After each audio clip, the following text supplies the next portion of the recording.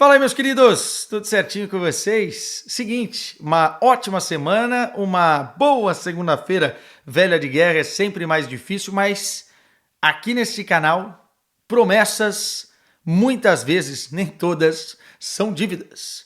E eu falei que teríamos um quadro do Timão durante esse ano de 2024, e aqui está ele, artezinha nova, thumbnail nova, e vamos falar de Corinthians. Aliás, vamos falar muito de Corinthians durante todo este ano.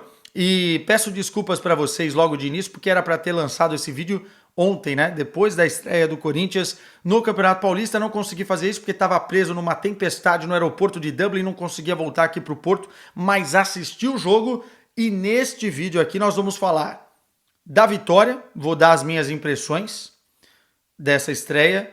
Vou falar também individualmente de alguns destaques, especialmente os novos reforços que entraram em campo. Vamos falar de Lucas Veríssimo, porque ainda não dei minha opinião sobre isso e é um assunto que toca também o Benfica. Então acho importante a gente falar sobre o ex-zagueiro do Corinthians e tudo o que aconteceu. E também vou indicar aqui o que eu acho que o Corinthians tem que correr atrás agora nesse mercado de transferências urgente, as posições mais carentes. Por isso, bando de loucos, por favor, chegue deixando o like, chegue deixando os comentários também de vocês, o que vocês acharam do jogo de ontem, especialmente dos reforços, e se inscreva no canal quem não é inscrito, com a notificação garantida para que vocês consigam aí assistir os vídeos com mais facilidade. Sem mais delongas, Corinthians venceu ontem 1-0 o Guarani. Eu não sou um cara pessimista, mas eu preciso ser muito realista. A torcida do Corinthians vai ter que ter muita paciência neste ano. Não é um ano de grandes feitos, grandes conquistas, e sim um ano de transição. Ah, Quesada, então não vai ganhar nada? Não é bem assim. Pode ser que belisque alguma coisa ali, que consiga queimar etapas e chegar melhor em momentos decisivos dessa temporada, até porque acho que o corintiano confia no trabalho do técnico Mano Menezes, mas o normal é que o Corinthians passe por um ano de transição, de encaixe para que o time entre nos trilhos. E aí, em 2025, comece realmente com muita força para bater de frente com o Palmeiras, com o Flamengo, com times que estão mais organizados, têm mais poder financeiro agora para contratar jogadores e toda a reformulação do Corinthians vai de encontro a isso. Precisa deixar a casa em ordem para aí depois pensar em bater de frente em todas as competições possíveis, porque o Corinthians e a grandeza do clube demanda isso. Mas o resultado do jogo foi muito melhor que a atuação. Alguns motivos óbvios para isso, né? O Guarani se preparou por mais tempo para essa estreia, vem fazendo por mais tempo a pré-temporada. O Corinthians é o primeiro jogo, deu para sentir ali uma queda, uma baixa nos níveis físicos, especialmente na segunda etapa, mas mesmo assim tem alguns fatores que o técnico Mano Menezes vai precisar colocar lupa, colocar muito treinamento, e só assim o Corinthians vai passar uma segurança maior, porque fez 1-0 no primeiro tempo, mas poderia, quem viu o jogo sabe, poderia ter tomado o gol de empate, poderia até ter tomado mais de um gol. Essa é a verdade. Tomou bola na trave, o Cássio fez boas intervenções, tomou alguns sustos, especialmente na bola aérea defensiva. O Corinthians é um time que, sem o Lucas Veríssimo agora, que era um especialista nessa função, né, bola aérea defensiva, vai sofrer e precisa trabalhar urgentemente isso. Qualquer bola na área do Corinthians é um Deus nos acuda. Seja bola parada, seja em bola rolando, mas assim, mais em faltas e escanteios, né, como eles dizem na Inglaterra, os set pieces. O Corinthians sofre demais para defender e óbvio que tem também ali um contexto de novos integrantes nessa defesa e o entrosamento vem com o tempo. Mesmo assim, foi um resultado melhor do que o nível de apresentação. Acho que quem saiu ontem da Neoquímica Arena teve essa mesma percepção. Mas algumas coisas que eu gostei. Gostei muito do Fagner. Acho que o Fagner é um reforço neste ano, porque o Fagner que a gente conhece, na temporada passada, teve muito abaixo. Não era a mesma coisa. E ele bem fisicamente, mesmo com a idade que tem, que também não é assim tão mais velho, mas ele bem fisicamente, ele ainda é muito acima da média do que a gente tem de padrão de lateral direito no futebol brasileiro. E me parece que ele está focado, me parece que ele está bem mais magro e me parece que ele está realmente voltando ao seu bom momento, ao seu bom nível. Óbvio, é um recorte de um jogo, mas a impressão que me passou foi muito boa. Outro destaque, antes de falar dos reforços, Romero, né? Acho que para mim foi o melhor jogador em campo. O gol que ele faz é uma pintura, é um golaço. Não é para Puskás, como muita gente falou, mas é um gol muito, muito, muito genial. Ele não é um gênio, ele não é um craque. E para muitos nem é um bom jogador. Mas para o corintiano, o Romero tem sido uma válvula de escape muito importante, não apenas do que ele vem entregando dentro de campo, mas também para colocar o que o torcedor do Corinthians espera de um jogador do Corinthians com todas as suas limitações dentro de campo. Quem é corintiano sabe que, às vezes, mais do que uma entrega de qualidade, é preciso de uma entrega na vontade, na força, na raça. Não vai ser o suficiente sempre, mas o Romero sempre tem isso. E aí, fora isso, ele é um jogador que tem suas valências, tem suas qualidades. A questão dele é pouco habilidoso, ele se enrola às vezes com a bola. Bom, no jogo de ontem ele não fez isso, né? Pelo contrário. Eu acho que o Romero é muito importante no Corinthians com a bola, já vamos falar mais sobre isso, mas no Corinthians sem a bola. O que ele ajudou a marcação, especialmente do lado direito do ataque do Guarani, do lado esquerdo do ataque do Corinthians, porque o Hugo, novo reforço, já vou falar dele, sofreu demais. O que ele ajudou nessa recomposição e depois na construção pelo corredor central e ora também caindo pela esquerda para que o Corinthians tivesse um desafogo foi barbaridade. E o gol é um gol de um jogador que está numa fase maravilhosa, está com confiança e a fase já vem da temporada passada, né? E quer algo a mais, quer títulos, né? Tem fome de títulos. E essa mentalidade é muito, muito importante dentre os jogadores do Corinthians nesse exato momento. O Corinthians vai ter que suprir talvez a qualidade técnica por uma fome a mais, por uma vontade a mais. E o Romero é a personificação disso. A jogada do gol, ela foi muito bem trabalhada, tá? Foi uma jogadaça. Aliás, foi um oásis no meio do deserto de ideias, às vezes, do Corinthians durante a partida, né? Uma bola que começa uma construção da defesa, vai passar lá pelo lado esquerdo, dois toques na bola com velocidade, bem posicionados os jogadores. O Matheus Araújo dá um toque inteligente para a passada do Fagner, que cruza na área. E aí é muito importante que o Corinthians comece a entender o seguinte: não adianta nada a gente fazer uma jogada de linha de fundo, de ultrapassagem, se quando o cara cruza na área vai ter um jogador só, o Yuri Alberto, batendo cabeça lá na frente. O ataque aos espaços dentro da área tem que ser feito por mais do que um jogador. E o Romero é esse cara, né? Ele entra junto, praticamente os dois, com o Yuri Alberto. Numericamente, o Guarani se vê numa situação difícil e é o Romero que faz o gol. Talvez, se o Romero não faz, o Yuri Alberto conseguisse finalizar, né? Mas mesmo assim foi um belíssimo gol coletivo e uma belíssima finalização individual. O Romero, que tem 47 gols na Neoquímica Arena, se eu não estou enganado, né?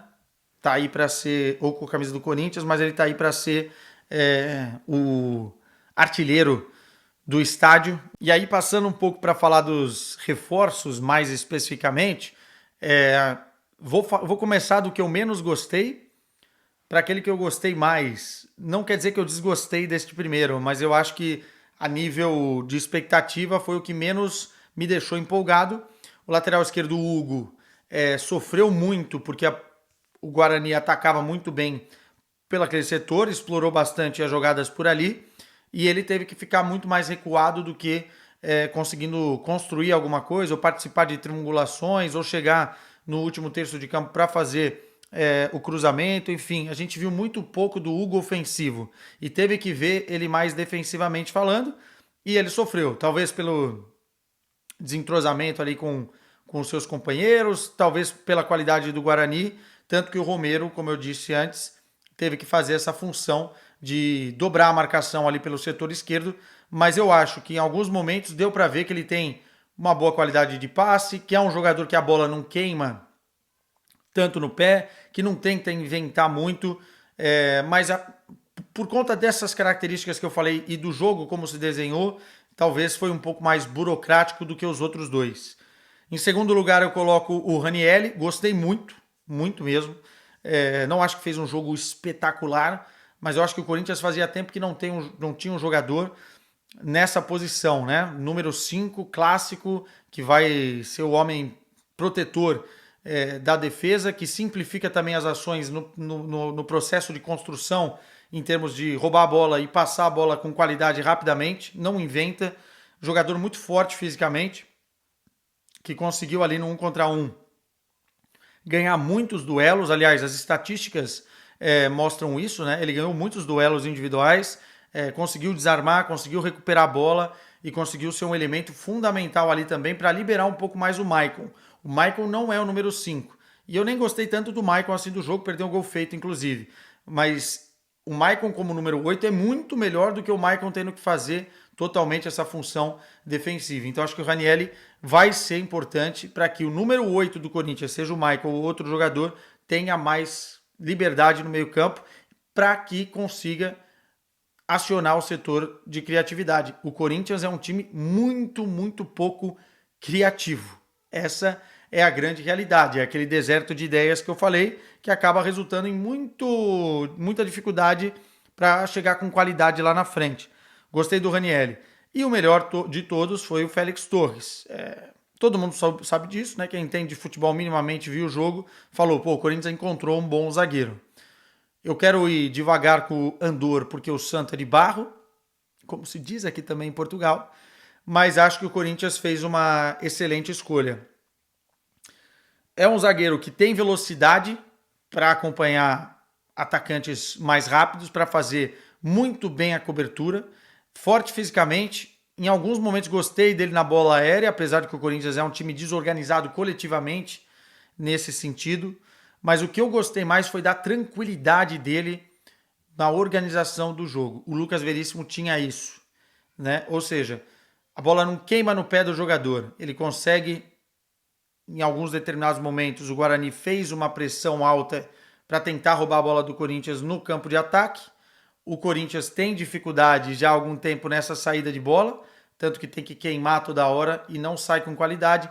E o Félix Torres, quando era acionado nesse sentido, conseguia ter mais uma tranquilidade, mesmo com muita gente no seu setor para tentar roubar a bola, conseguia fazer com que essa saída de jogo tivesse mais qualidade e o Corinthians, assim, não rifa, né? Não perde a bola e tem tempo de respirar.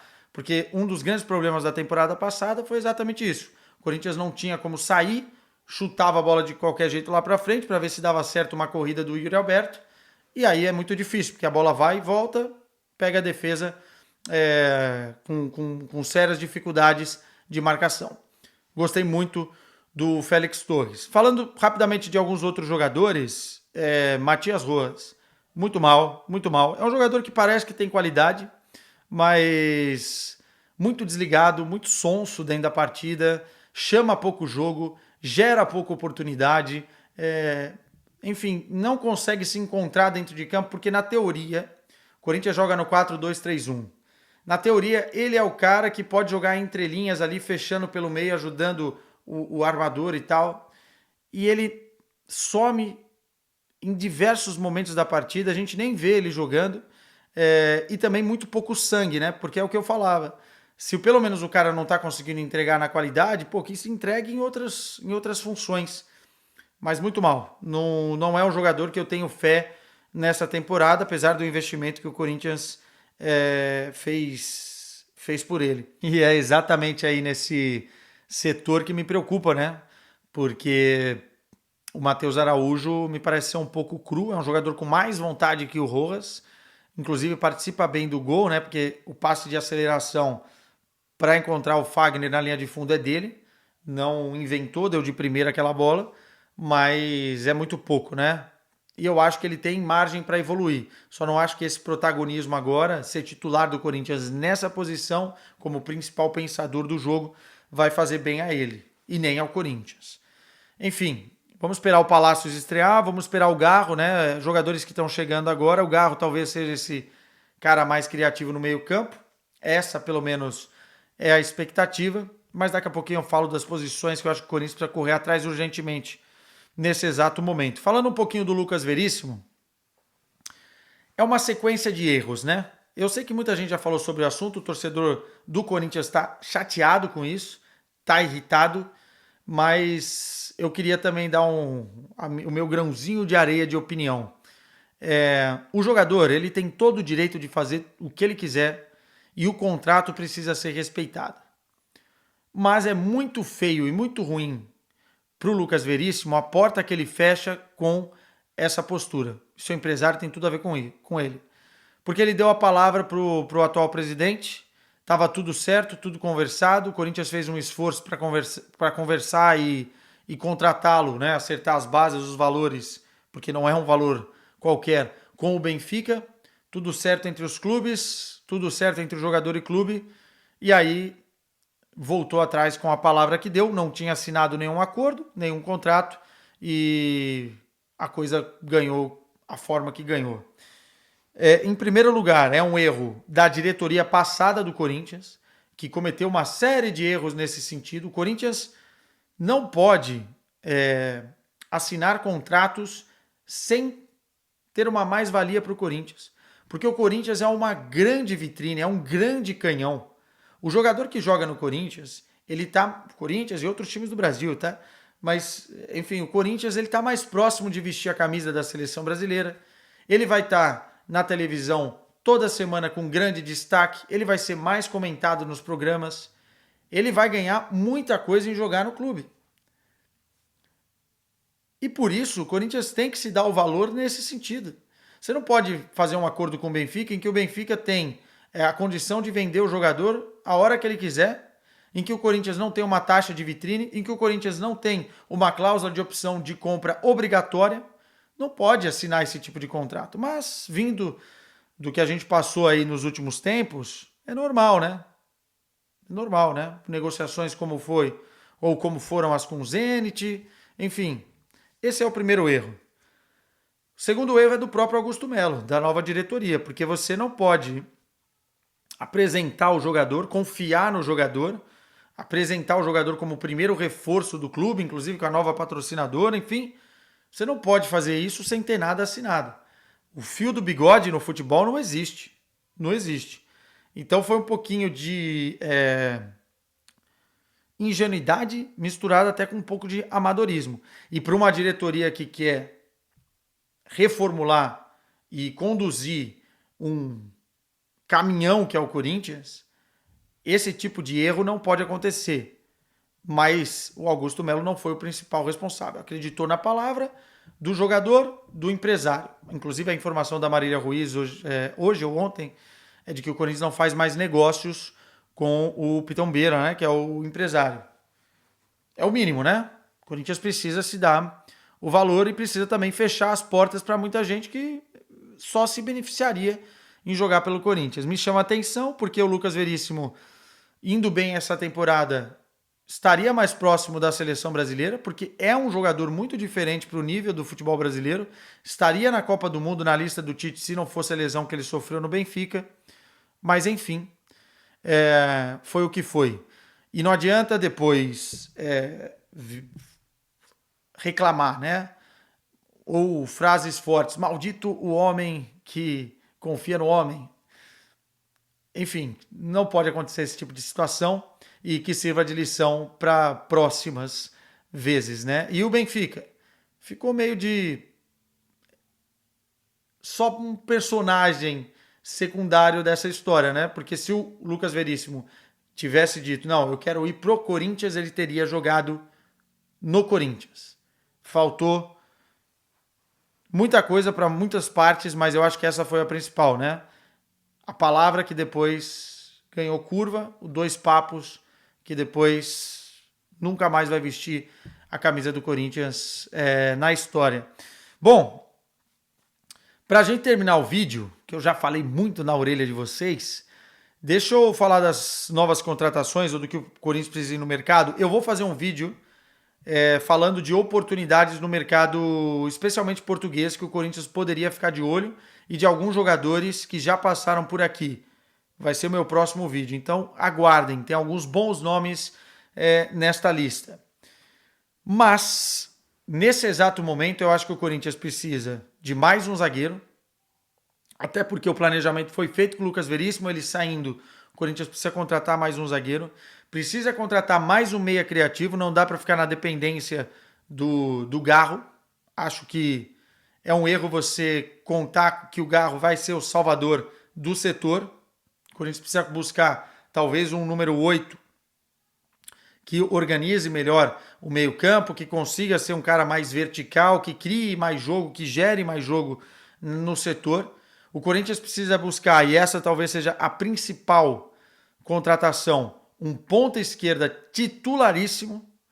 Desde a saída do Roger Guedes, o Corinthians não tem ninguém nesse setor que cumpra a função e que seja protagonista. O Corinthians precisa buscar esse cara no mercado. Não sei se vai ser o Luiz Henrique do Betis, não sei se vai ser outro jogador, mas essa posição é fundamental para o sucesso corintiano. O Wesley é um jogador ainda em formação, não me parece que vai ser o grande protagonista por ali. E o Romero é um jogador com características diferentes, que inclusive pode jogar tanto de um lado quanto do outro. E aí eu também buscaria um centroavante. E muita gente fala, um centroavante reserva para o Yuri Alberto? Não. Eu acho que tem que ser um cara que em muitos jogos vai jogar por características diferentes.